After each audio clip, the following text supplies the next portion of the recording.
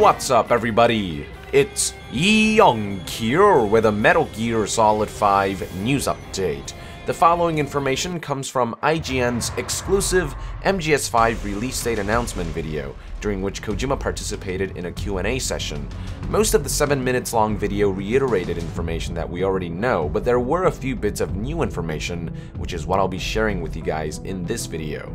One topic of discussion was the new incarnation of Metal Gear that will be featured in Phantom Pain. Not much was said about it, but Kojima did state that it will draw inspiration from Phantom Pain's era's perception of the future. As most of you may know, Phantom Pain takes place in 1984, so basically this new Metal Gear will draw heavily from what people of the 1980s envisioned for things like robots and mechs. The game will also feature various military R&D projects from the 1980s that never panned out, so these could be projects that were conceptualized but never realized, or technology that were too advanced at the time and scrapped altogether. Kojima's hoping that players will notice some of these technology as they play the game. Another topic that was touched upon was Phantom Pain's online mother base feature. According to Kojima, in the early stages of the game, Phantom Pain will be a single-player standalone experience in which players get to develop their mother base without any extraneous influences.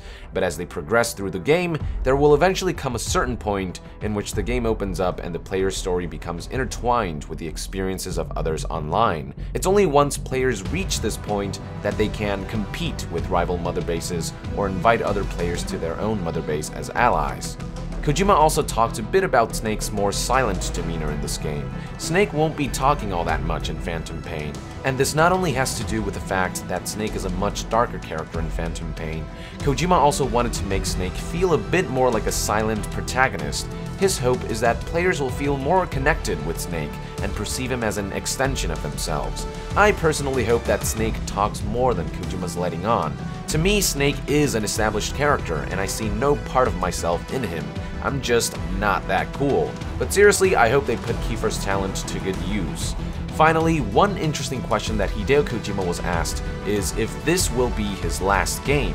His reply was that MGS5 is the last game in the sense that it will close the Metal Gear Saga loop.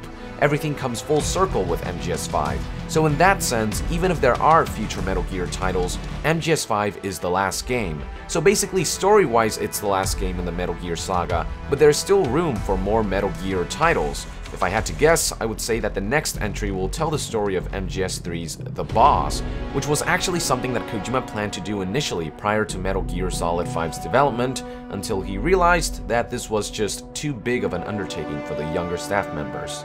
I'm also imagining that some Metal Gear titles will be remade. I'm looking at you, Metal Gear 1 and 2. So there you have it, folks, all of the new MGS5 information from IGN's exclusive announcement. Thank you for tuning in. To be further updated on Metal Gear Solid 5, stay tuned on Young Gear. I'll see you guys next time. Young out.